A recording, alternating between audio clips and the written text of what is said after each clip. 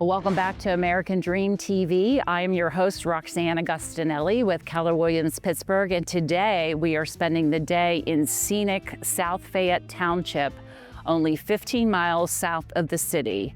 Our first stop is this amazing craft brewery, Grist House Command, with a lot of history behind this place. Let's go check it out.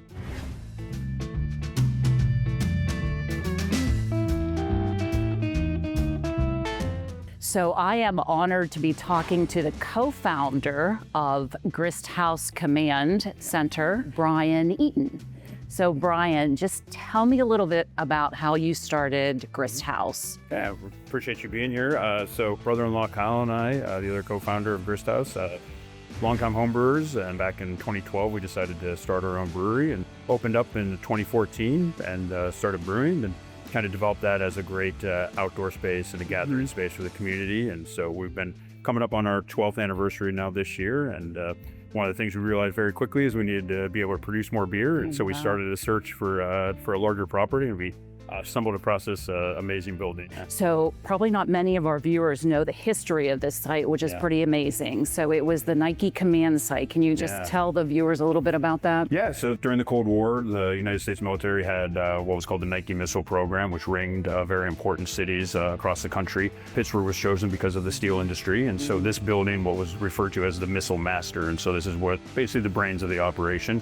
And there were missile bunkers, kind of magazines and launch pads spread throughout the city, kind of in a ring from South Park to North Park. Wow. And so if there was ever an attack by the Russians, then the command to launch a counterattack would come from here. And so this was the first surface-to-air supersonic missile that was developed by the military. And so this operated as that base from 1960 to 1972. That's when they shut down the Nike program, but it continued to operate as a military base up until 2008.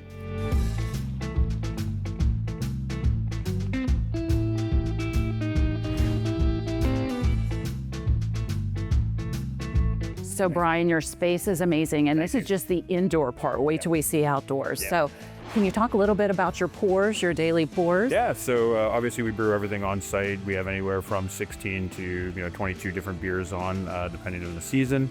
And then we also do batch cocktails that are on draft. We have a nice wine selection. And then we also have our own cider, and we have our own mimosa seltzer.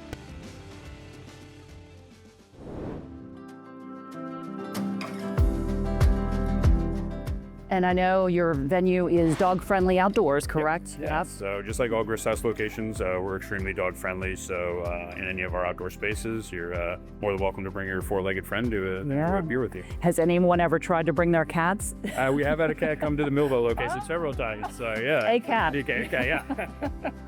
So,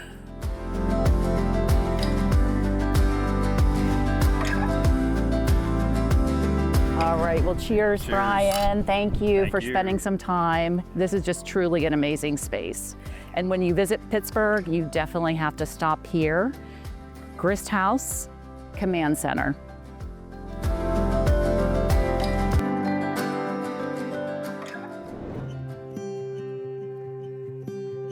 So Ashley and Michael, thank you so very much for opening up this beautiful home to our viewers. So I first want to start with how the two of you met. It was quite the interesting love story.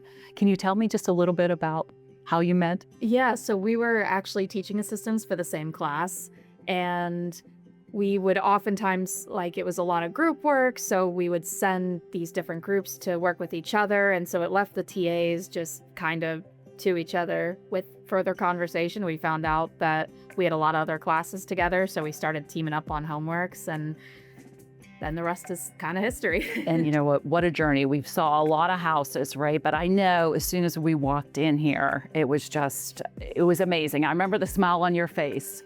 Talk a little bit about that journey. Oh man, so we had been looking at houses for a while, and we were seeing a couple that it was just a bunch of misses. It wasn't even hit or miss, it was just miss after miss after miss, and it just wasn't really. We were starting to think, hey, maybe we should build, maybe we should just, call it quits for a while and revisit this when the market's a little bit better. But then we came across this house, saw this, and we just immediately fell in love with it. right. We loved the fenced-in yard out back. That sold it. A lot of the just features in the master bedroom. You don't really find houses in Pittsburgh that were in our budget with a built-in ensuite. You know, it was just a lot of little features that when they all came together, we were like, hey, we don't have to renovate it. We don't have to do anything. Yeah. We just Right. move on in and start our life.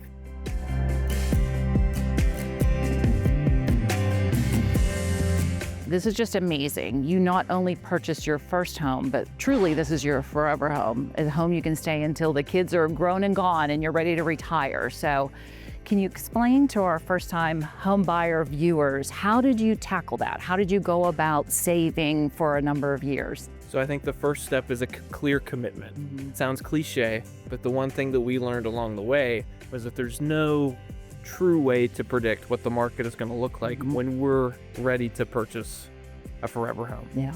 So I think that was a first step, and then being willing to make sacrifices. I think we had to make a lot of short-term sacrifices for perhaps a long-term investment, such as this property, Right. and being ready to save along with those commitments.